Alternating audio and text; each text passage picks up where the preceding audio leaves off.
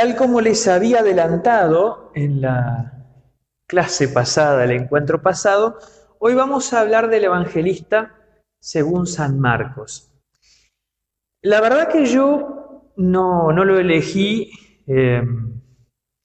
así deliberadamente a este evangelio en relación a la fecha del día de hoy, pero a medida que fui leyendo algunas cosas para preparar el encuentro de hoy, me di cuenta que fue providencial que tomásemos el Evangelio según San Marcos en el día en que la Iglesia celebra a los apóstoles San Pedro y San Pablo. Y ya vamos a ver por qué razón.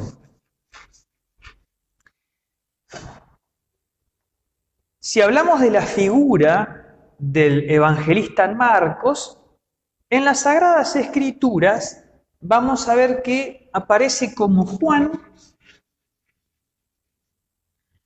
llamado Marcos o Juan Marcos. Es como si dijéramos Simón llamado Pedro, Simón Pedro, Juan llamado Marcos, Juan Marcos. Y esta figura, Juan o Juan Marcos, o a veces aparece con el nombre de Marcos, su nombre lo vamos a encontrar en distintos textos de el libro de los Hechos de los Apóstoles. En primer lugar, lo encontramos en Hechos 12:12. Allí se narra que Pedro se escapa milagrosamente de la cárcel, lo habían aprisionado por predicar el nombre de Jesús, y entonces toda la comunidad cristiana estaba afligida, rezando y pidiendo por la liberación de Pedro. Pedro se escapa, sale milagrosamente de la cárcel y va a la casa de la madre de Juan, llamado Marcos. Golpea la puerta, estaban todos adentro, la madre abre, lo ve a Pedro, en vez de hacerlo pasar, vuelve para adentro, y dice, está Pedro, está loca que va a estar Pedro, pero sí está Pedro, y efectivamente Pedro se había escapado. Con lo cual, algunas cosas que he ido leyendo dicen que Juan Marcos o Marcos, en un primer momento estaba vinculado al apóstol Pedro, una suerte de discípulo del apóstol San Pedro. Avanzando en el libro de los Hechos, capítulo 12, pero ya versículo 25, nos encontramos con Saulo, Bernabé y Juan llamado Marcos. Este es primo de Bernabé, un santo a quien hemos celebrado hace no muchos días. Primo.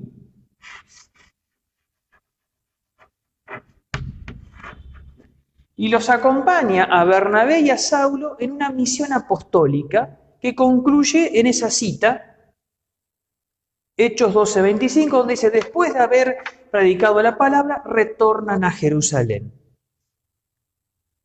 Yendo un poquito más adelante, en el libro de los Hechos, capítulo 13, versículos 5, nos encontramos con el primer viaje apostólico del apóstol San Pablo.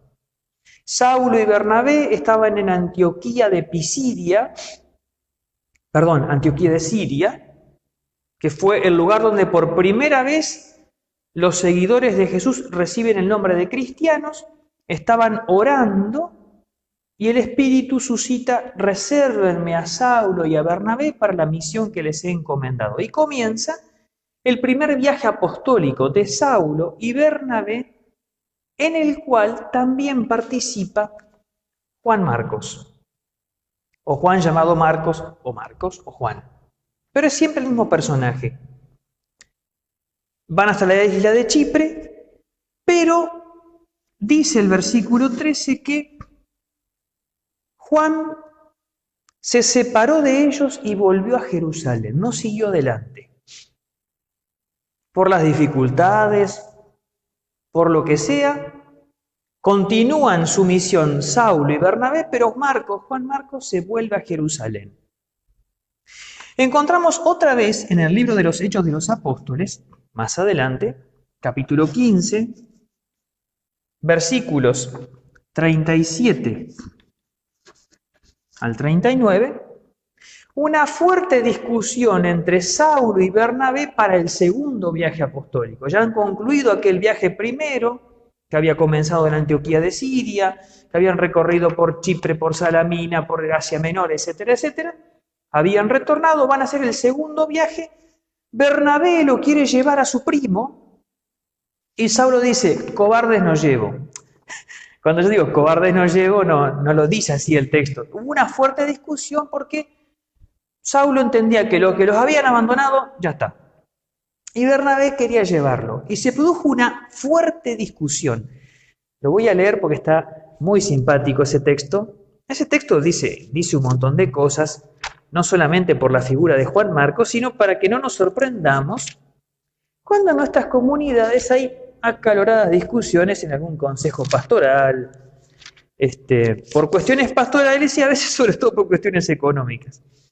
Dice así Hechos 15, 37. Bernabé quería llevar consigo también a Juan, llamado Marcos. Pero Pablo consideraba que no debía llevar a quien los había abandonado cuando estaban en Panfilia y no había trabajado con ellos. La discusión fue tan viva que terminaron por separarse. Bernabé, llevando consigo a Marcos, se embarcó rumbo a Chipre. Pablo, por su parte, eligió por compañero a Silas y partió encomendado por sus hermanos a la gracia del Señor. Entonces, ahí aparece de vuelta esta figura de este Juan llamado Marcos.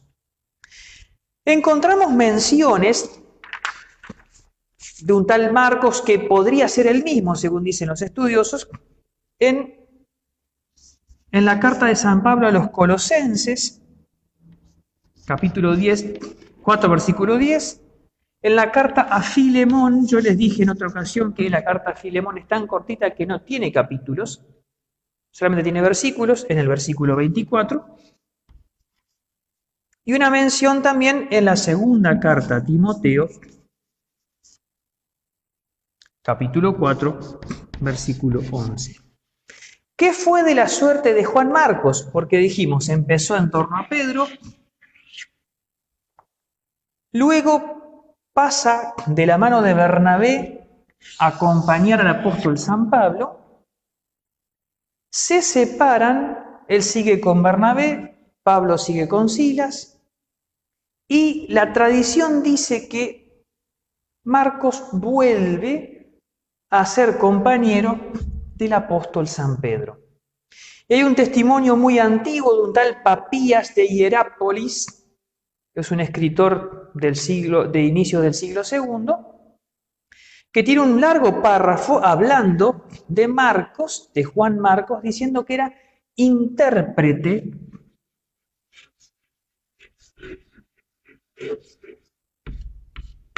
de San Pedro en Roma. Tengamos presente que Pedro era de origen judío y hablaba el arameo, que era la lengua cotidiana del pueblo de Israel. Pero cuando Pedro se va a evangelizar a Roma, en Roma no se hablaba arameo, se hablaba latín en ciertos niveles cultos y el griego, la koiné, era la lengua común y corriente gracias a toda la cultura griega que se había expandido antes de la llegada del Imperio Romano. Convivían allí la lengua griega que había establecido el Imperio griego de Alejandro Magno con la lengua latina que poco a poco se estaba afianzando y consolidando. De manera que Pedro, para poder hablar de Jesucristo, usaba intérprete, un traductor. Conozco un sacerdote, el padre Eduardo Armándola, sacerdote de la arquidiócesis de Paraná, que es medio pariente mío por el apellido Folonier, que está en Costa de Marfil. Y a veces nos ha pasado videitos donde él está dando la misa, donde él está catequizando, utiliza la lengua francesa porque es una zona que fue colonizada por los franceses, y mientras que él hace la homilía, al lado tiene un traductor, un intérprete que le va diciendo a la gente en el dialecto local lo que el cura está diciendo. Uno confía que el traductor te está diciendo lo que vos decís. Así que este es el recorrido de Marcos. ¿Por qué es tan importante todo este recorrido? Porque cuando uno conoce quién es este Juan Marcos, este Marcos o este Juan, a quiénes acompañó, con quiénes estuvo, de qué fue testigo, uno levanta la calificación de este evangelio. Nosotros tenemos 4 evangelios: Mateo, Marcos, Lucas y Juan. Y puse deliberadamente así, porque Mateo y Juan fueron discípulos del Señor. Lo vieron directamente. Él era recaudador de impuestos, ya lo vimos, fue llamado. Este era discípulo de Juan Bautista y después es seguidor del Señor. Lucas no fue discípulo de Jesús, no fue apóstol, no es uno de los 12. Y lo mismo Marcos. ¿Pero por qué es valioso el Evangelio de Marcos? Por aquellos a quienes acompañó, que fueron testigos mucho más directos. Y por eso yo dije, providencialmente, en el día de San Pedro y San Pablo, yo no lo pensé así, Dios lo pensó así, vemos el Evangelio de Marcos, aquel que fue compañero primero de Pedro, después de Pablo y otra vez de Pedro. ¿Alguna cosa más de este autor? Bueno, Marcos, su fiesta es el 25 de abril.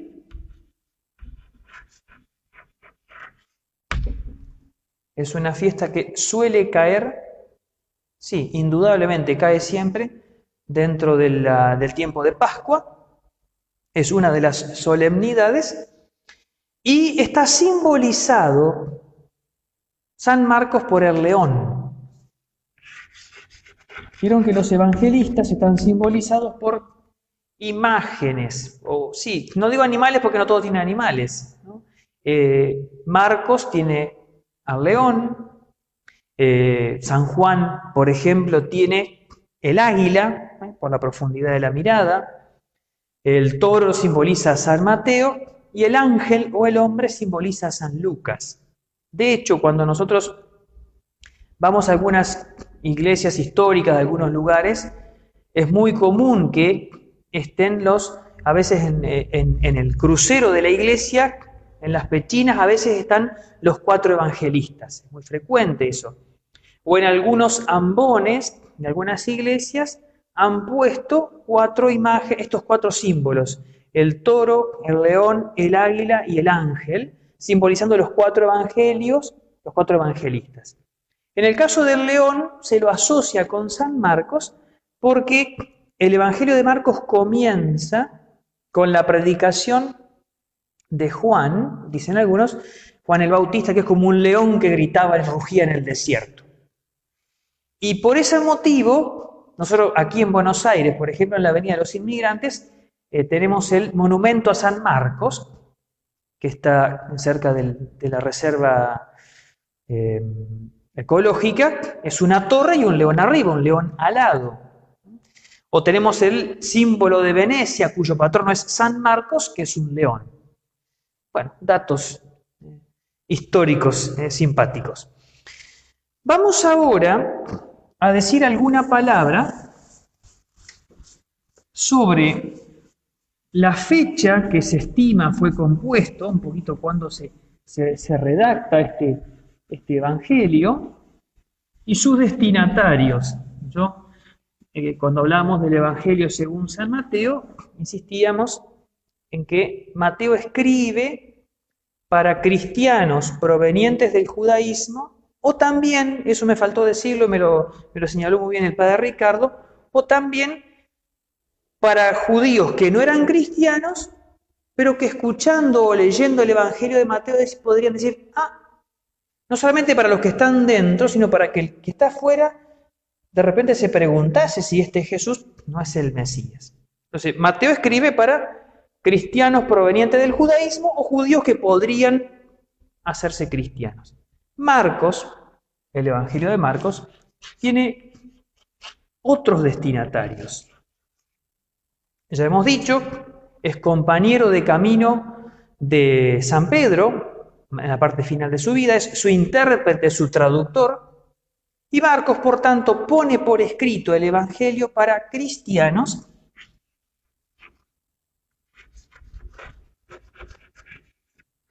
provenientes del paganismo.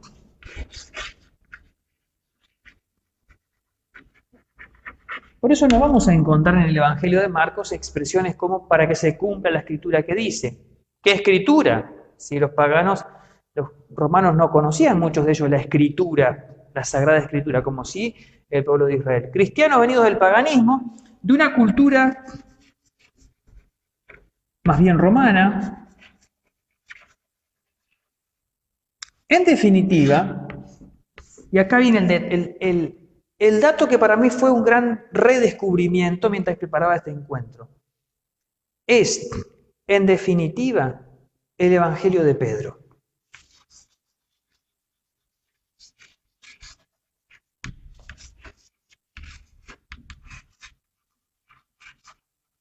Es poner por escrito aquello que San Marcos, le escuchó predicar y decir al apóstol San Pedro en contacto con los cristianos de Roma.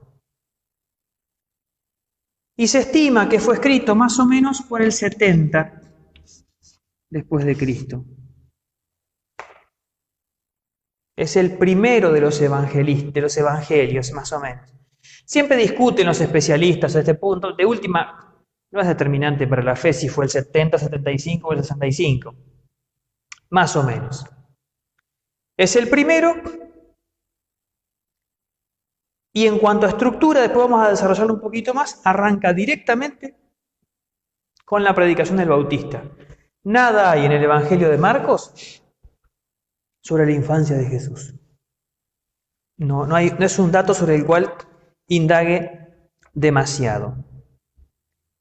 ¿Alguna cosa más? Antes de ir propiamente a algunos elementos más específicos del Evangelio de Marcos, el uso litúrgico.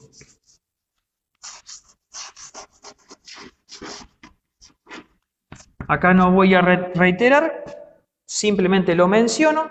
Ya hemos hablado en otros encuentros de 3 niveles de distribución de la lectura, de la palabra de Dios. Un nivel dominical, un nivel ferial y un nivel del oficio de lecturas. Bueno, en lo dominical,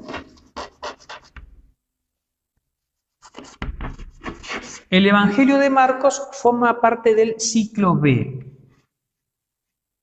que es el del año próximo. Estamos en el ciclo A, estamos leyendo el Evangelio de Mateo. El año que viene vamos a leer en los domingos durante el año el ciclo B, con un intercalado. Cuando en Marcos se llega a la multiplicación de los panes, el milagro de la multiplicación de los panes, la Iglesia inserta en el ciclo dominical B, después de la multiplicación de los panes, todo Juan 6, que es el discurso del pan de vida a propósito del milagro de la multiplicación de los panes. Junto con eso, en el ciclo ferial, Marcos se lee las semanas 1 a 9, primera a novena semana del tiempo ordinario en el ciclo ferial. Por eso, todos los años, apenas celebrada la fiesta del bautismo del Señor, en el mes de enero, al lunes siguiente, se comienza a leer como evangelio Marcos. Hasta la semana novena. Este año, ¿qué nos pasó? Nos quedó una colita, un pedacito de Marcos, porque entramos en la semana novena, nosotros entramos después de Pentecostés. Y después saltamos a Mateo. Eso en cuanto al uso litúrgico, así organizado, del Evangelio de Marcos. Vamos ahora a algunas características del Evangelio según San Marcos. En uno de los encuentros pasados yo les decía que la característica o digamos sí, el elemento típico de los evangelios es que los autores sagrados tomaron algunas cosas escritas que estaban dando vueltas, otras orales, y las organizaron para armar más que una historia en el sentido técnico moderno, más bien una semblanza.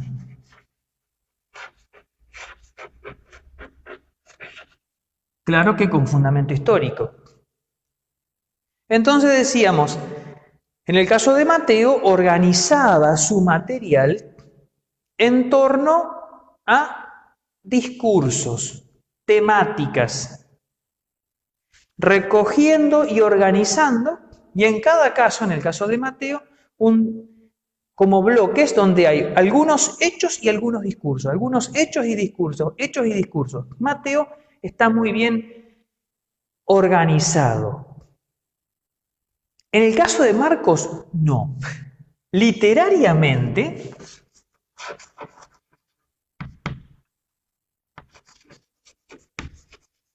es pobre. Y esto tiene una explicación que lo hace muy rico. Este evangelio fue como la Cenicienta, les digo la verdad, cuando estuve leyendo algunas cosas, Mateo fue siempre el más comentado, porque es más didáctico, porque tiene todas las parábolas, que los milagros, que el discurso del Sermón de la Montaña, que el discurso de la comunidad evangelizadora y los discípulos, que las enseñanzas para la comunidad, que el discurso escatológico. Pues Mateo, viste, todo mucho más. Y Lucas, literariamente superior. Entonces Marcos quedó como la Cenicienta, fue el pariente pobre de la familia. 3 empanadas para 2 personas. ¿Se acuerda? Y entonces, pero tiene su riqueza, porque de alguna forma es poner por escrito un discurso oral. Vos imaginate que te sentás en tu casa con tu abuelo, y entonces el abuelo te empieza a contar, no cuando está gaga, el abuelo bien, digamos así, lúcido, te empieza a contar historias de lo que él vivió, de cuando era chico, de cuando iba a la escuela, de cuando hizo el servicio militar. Yo me acuerdo porque eran las historias de mi abuelo.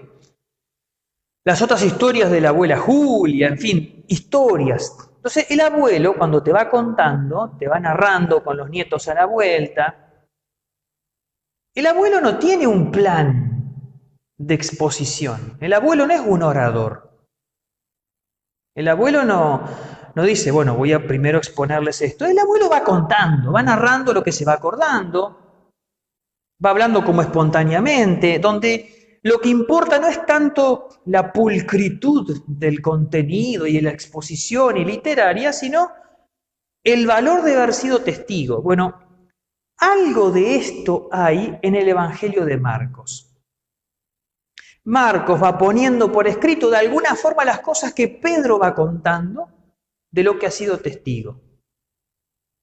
Y en muchos casos, nosotros leemos a Marcos, pero tenemos que hacer el esfuerzo de decir, acá Marcos está escribiendo lo que le escuchó decir a Pedro.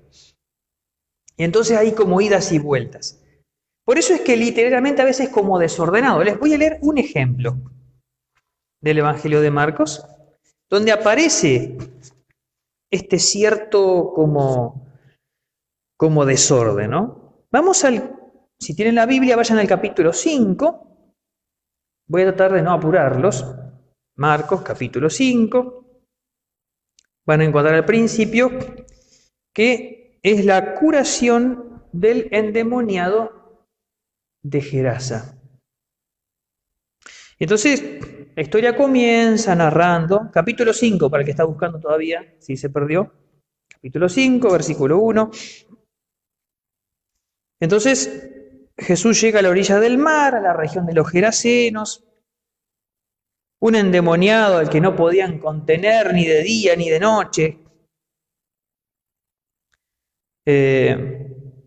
Entonces, fíjense cómo esto es realmente como la historia del abuelo. Dice, apenas Jesús desembarcó le salió al encuentro del cementerio un hombre poseído de un espíritu impuro. Y entonces dice, como cuando frena, dice, bueno, yo les cuento qué pasaba con este tipo. Él habitaba en los sepulcros, nadie podía sujetarlo, ni siquiera con cadena. Muchas veces lo habían atado con grillos y cadenas, pero él había rito todo. Día y noche vagaba, pim, pam, pum. Cierra el paréntesis y sigue. Al ver a Jesús de lejos, vino corriendo, gritando, ¿qué quieres de mí? Jesús, Hijo de Dios Altísimo, te conjuro por Dios, no me atormentes. Porque Jesús le había dicho, sal de este hombre. Si uno redactase el texto literariamente, ¿qué hubiera dicho? Jesús lo vio y le dijo, sal de este hombre. Y entonces el otro reaccionó. Pero arranca al revés. ¿Viste? Cuando vos empezás a contar. No, y entonces se recalentó. Se recalentó porque antes él le había dicho esto.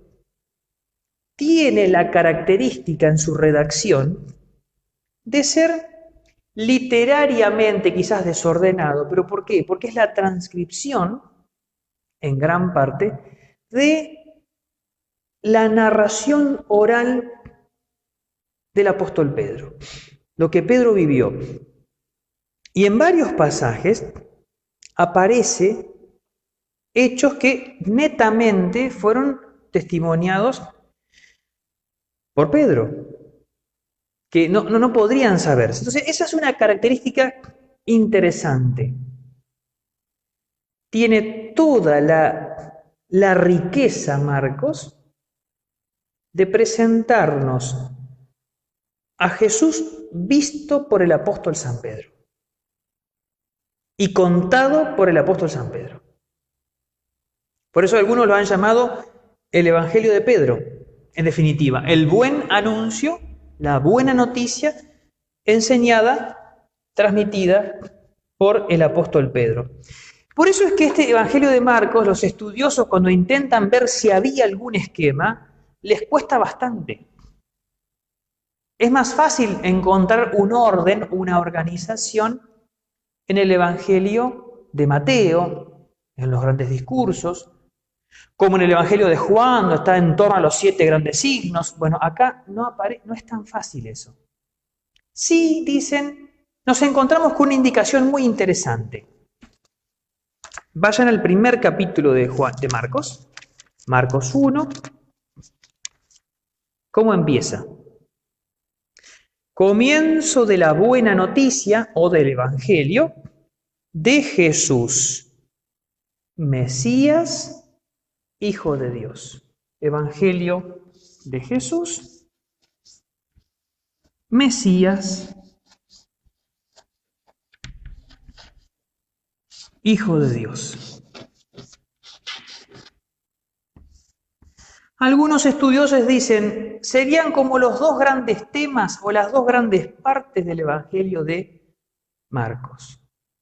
La primera gran parte cierra cuando Jesús le pregunta a los apóstoles, ¿qué dice la gente sobre el Hijo del Hombre? Y le dicen, unos dicen que eres Juan, el Bautista, otros que eres Elías. ¿Y ustedes quién dicen que soy? Pedro, tomando la palabra, dijo, tú eres el Mesías. Y ahí se cerraría la primera gran parte. La segunda gran parte se cierra cuando el centurión. Y este es un dato muy interesante que trae el Evangelio de Marcos. Cuando vamos al final del Evangelio de Marcos, capítulo 15, versículo 39, se narra la muerte de Jesús, un poquito antes, ¿no? Versículo 37, capítulo 15, versículo 37. Entonces Jesús, dando un gran grito, expiró. El velo del templo se rasgó en dos de arriba a abajo. Al verlo expirar así, el centurión, atención a este detalle, que estaba frente a él, exclamó, verdaderamente este hombre era hijo de Dios. ¿Por qué digo este detalle del centurión? Porque el centurión era un romano Y si Marcos, escribe este evangelio para los cristianos venidos del paganismo, principalmente de Roma, dice, uno de ustedes lo reconoció como Dios. Este detalle es importante. Y de esta forma aparecería la segunda gran verdad, anunciada desde el comienzo. Evangelio de Jesucristo, Mesías, confesado por Pedro, Hijo de Dios, confesado por el centurión. Otros dicen que el Evangelio de Marcos tiene como 3 grandes bloques, así lo organiza el libro del pueblo de Dios, en sus recorridos: un ministerio en Galilea, en torno al lago de Tiberíades, un ministerio fuera de Galilea, en zonas paganas, y finalmente un ministerio en Jerusalén, y en cada lugar algunos milagros, gente que cree en él, gente que lo rechaza, y finalmente aquí la muerte.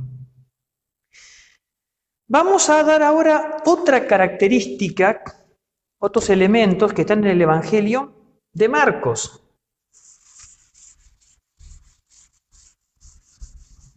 Yo aclaro acá lo que ya dije muchas veces, que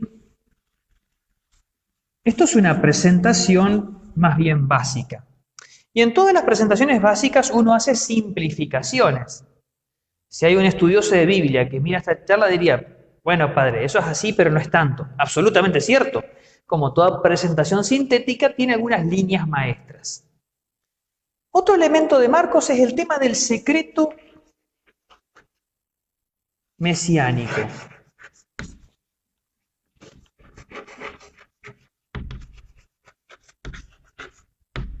Ustedes esto no lo conocen con ese nombre, pero muchas veces me lo han preguntado sin saber el nombre.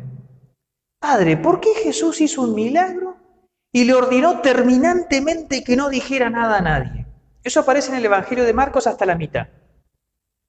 Lo curó y le ordenó, terminantemente no les digas nada a nadie. Jesús les ordenó que no digan nada a nadie hasta tal fecha o hasta tal momento. Esto se designó técnicamente con el nombre de secreto mesiánico. No cuenten, guarden secreto respecto de que soy el Mesías. ¿Cuál es el sentido de guardar secreto sobre este asunto? Porque la palabra Mesías era una palabra ambigua, que tenía un sentido entendido por la gente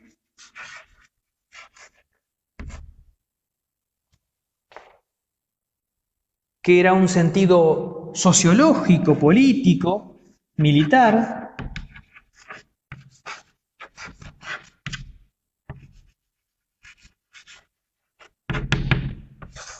El Mesías es aquel que viene a liberarnos de los romanos, el que va a armar un ejército, va a expulsar de aquí a estos malditos romanos que nos someten. Es un líder, es un nuevo David, es un guerrillero, es un San Martín. Es alguien que va a tomar las armas y que va a liberar el pueblo de la opresión de los extranjeros. Esa es la comprensión que tiene la gente de la palabra Mesías. Y un sentido que venía del Antiguo Testamento como el ungido de Dios, que viene a liberar, pero no de esta manera. Era una palabra ambigua, la palabra Mesías, y por eso Jesús no quiere que digan que Él es el Mesías. A ver, para que me entiendan con lo de la palabra ambigua, a mí me pasa como sacerdote que lamentablemente por la grieta argentina no soy libre de decirle a alguien ¿cómo anda, compañero? Porque la palabra compañero en Argentina, además del sentido que tiene para la Real Academia Española, aquel que forma parte de una compañía, de una amistad, de una cercanía, la palabra compañero en Argentina tiene un sentido político gremial, vinculado a un partido político y vinculado a asociaciones gremiales trabajadoras. Entonces yo no soy libre de usar esa palabra porque esa palabra en Argentina tiene una semántica que no siempre coincide con la de la Real Academia Española. Entonces uno, para evitar problemas, no dice. O usemos otra para que no se me pongan celosos.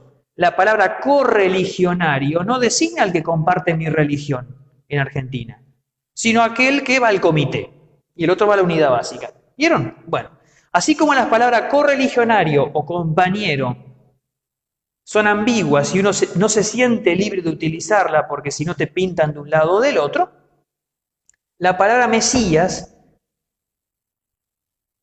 no era fácil de ser usada en aquel tiempo. Y en vez de agarrar para acá, agarraban acá. Y por eso Jesús le ordenó terminantemente que no dijeran a nadie que él era el Mesías, o que iban a agarrar para el otro lado. Más adelante, avanzado en su ministerio, cuando está llegando a la muerte, Jesús no tiene ningún problema, así que yo soy el Mesías. Sí, está derrotado. Cuando él dijo yo soy el Mesías y ya estaba a punto de morir, nadie iba a pensar que era el liberador. No daba para que se confunda la gente. Otro elemento importante del Evangelio de Marcos, además del secreto mesiánico, y este me parece muy lindo, el que voy a resaltar ahora, es el contacto humano y hasta subrayo en contacto humano, tacto, de Jesús, el Evangelio de Marcos, en los milagros.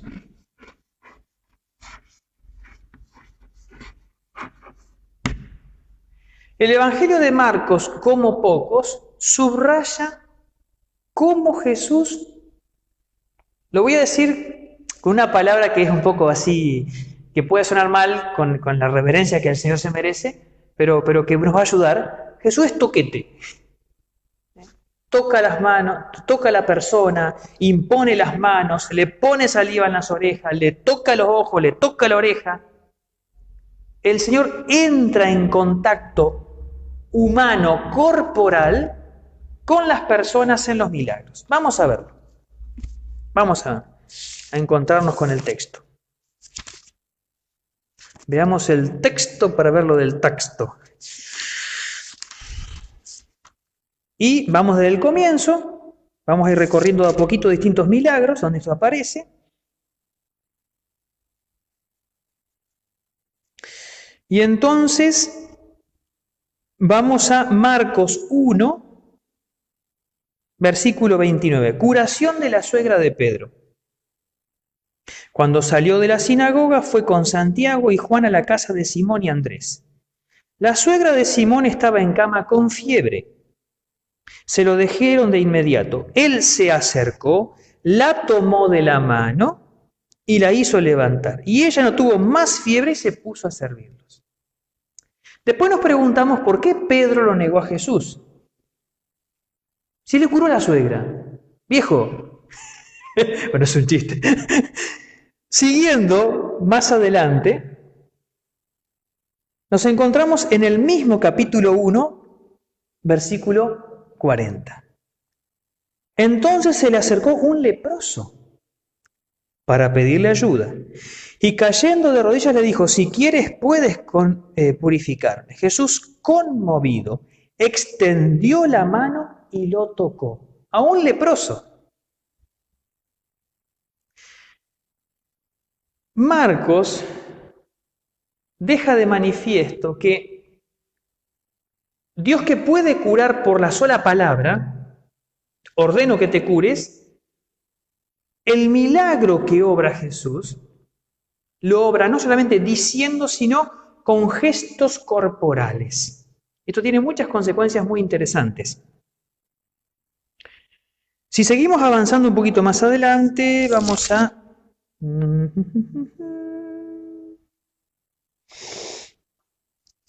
A ver. Avancemos un poquito porque esto está más adelante. Llegamos... Capítulo 5. Ahí encontramos dos relatos muy largos de curaciones muy lindas. Está la curación del endemoniado de Gerasa, el que recién les dije. Después está la curación de una mujer y la resurrección de la hija de Jairo. Y en ambos aparece que esta mujer quería que al menos uno de los flecos de del manto de Jesús la tocara. Con solo poder tocar el fleco de su manto, yo quedaré curada. Jesús pasa, siente que una fuerza sale de él y dice, ¿quién tocó mi manto? Y el apóstol le dice, maestro, nos aprietan por todos lados. Es como que cuando el Papa, viste, está por la Plaza San Pedro y toda la gente lo agarra y que el Papa dice, ¿quién me tocó? Maestro, todo el mundo te está tocando. Bueno, pero acá había pasado algo especial. Él sintió que alguien se había curado y quería que ese milagro quedara de manifiesto por la fe de esta mujer. Después de la curación de esta mujer, avanzan y entonces entran a la casa de la niña que estaba muerta. Jesús dice, ¿por qué alborotan y lloran? La niña no está muerta, sino que duerme. Capítulo 5, versículo 40. Y se burlaban de él. Jesús hizo salir a todos, tomó consigo al padre y a la madre de los que venían, la tomó de la mano y le dijo, Talita cum, yo te lo ordeno, levántate. Otra vez, el milagro es que Él toca a la persona y la sana.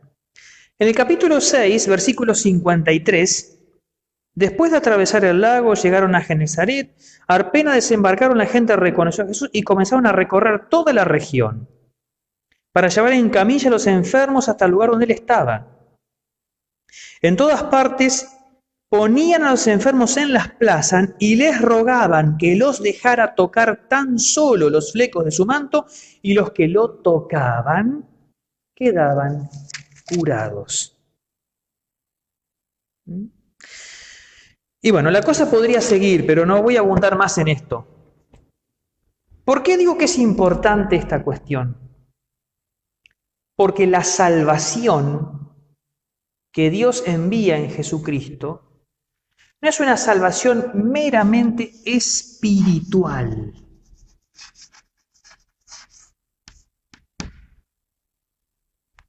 Sino también una salvación que toca nuestra corporeidad.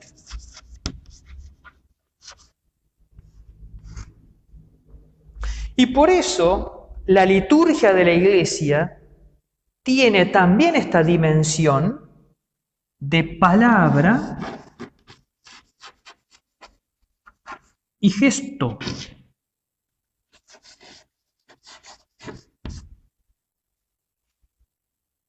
Implica elementos gestuales, implica elementos corporales, implica elementos materiales. La unión de los hombres con Dios, sacramental, no es meramente espiritual. Vamos al sacramento del bautismo. El gesto esencial, en la formulación clásica, la materia del sacramento, no es el agua, es el lavado con el agua. Hay un gesto que toca nuestra carne, que unida a una palabra produce la salvación. La confirmación es la unción con el crisma hecha imponiendo la mano con las palabras, recibe por esta señal el don del Espíritu Santo. La Eucaristía implica entregar sobre el altar dones materiales que son fruto de la tierra y del trabajo del hombre, el pan y el vino, que se transustancian y se reciben corporalmente, la comunión eucarística. En estos días estamos, ¿qué va a ser? A mitad de camino, nos falta una parte, nos falta una parte. Quienes no creen se ríen de nosotros, dicen, bueno, no es que Dios está en todas partes. Sí, yo sé que está en todas partes, mansa pavada. Pero para el que cree, para los cristianos, la presencia de Dios en todas partes es una de las presencias, pero la presencia por antonomasia es la presencia litúrgica. Y de todas ellas, la presencia eucarística para la comunión. La adoración le falta un pasito. Es importante porque está vinculada a la comunión. Pero no fuimos hechos para mirar. Fuimos hechos para comer, para comulgar. Entonces, es interesante cómo Marcos acentúa la corporeidad. El contacto de Jesucristo, los milagros de Jesucristo implican un contacto que toca a la persona. En estos días, a veces en ratos de ocio, soy de mirar bastante en YouTube videos de los talent show, como America Got Talent, British Got Talent, etcétera, ¿no?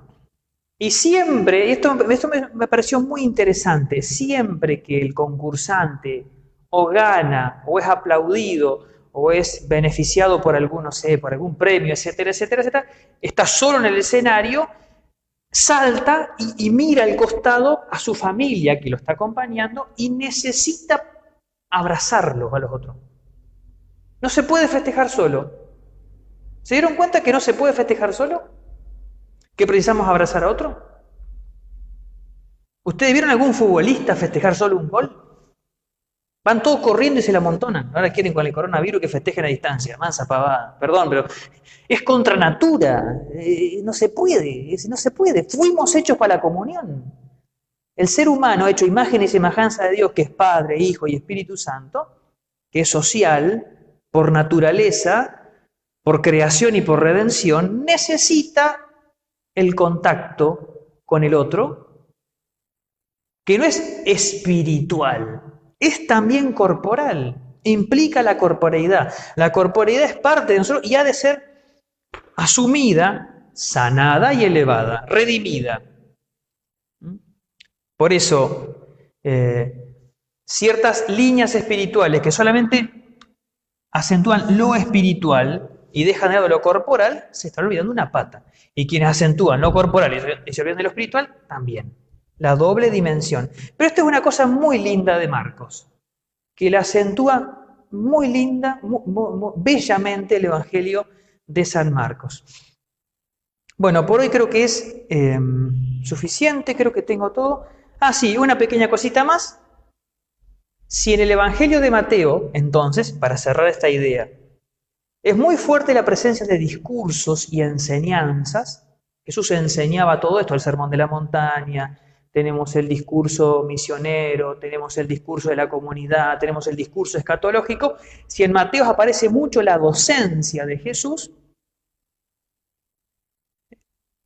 el magisterio, Jesús maestro, Jesús profeta, en Marcos aparece la martiría, la caritas, la caridad, ¿no? El contacto humano con la persona, la salvación que pasa por el contacto con las personas. Y por la importancia de la corporeidad. Y la salvación que es integral. Integral. Las dos dimensiones siempre. Las dos dimensiones siempre. Cuando una se pasa de rosca, caemos en la herejía. Como decía, creo que Chesterton, la herejía es una verdad, pero una verdad que se vuelve loca, que se acentúa y se pasa de rosca. Bueno, esto es una presentación muy básica, muy fundamental, muy sencilla, creo yo, para quienes por ahí tienen, que quizás nunca han visto los evangelios por separado, que nos ayuda a ver la riqueza que tiene cada uno. Y a mí me parece que lo más grandioso de este evangelio son dos cosas que me parece bueno acentuar. Primero, esto de es Pedro hablando. Esto me parece muy lindo. Es el evangelio de Pedro hablando, contando lo que vio. Como el abuelo que cuenta las historias. Sin tanto orden quizás. Pero lo que importa no es la verdad que yo cuando escuchaba a mi abuelo no me importaba si se tropezaba, si ponía bien el sujeto y el predicado, si estaba bien la subordinada. ¿Qué me importa todo eso? Lo que importaba es que el abuelo me contaba cosas que solamente él había visto. Es la riqueza del testigo. Eso es lo grandioso de Pedro, ¿no? Marcos es el evangelio de Pedro y Pedro contando lo que él ve que Jesús hace. ¿No? Que ese Dios del Antiguo Testamento, que era trascendente, que no se podía nombrar, que no se podía tocar, y que si uno nombraba se moría, el que estaba en el Sancta Sanctorum del templo, que no podía ser tocado por nadie, se ha hecho hombre como nosotros, ha tocado nuestra carne, ha tocado nuestra fragilidad, y tocándola la sana y la eleva. Esas son las cosas que me parece que son más lindas del Evangelio de Marcos. Bueno, con esto llegamos al final de este programa, iba a decir, de esta catequesis. Nos encontramos en agosto, si Dios quiere, con más encuentros bíblicos.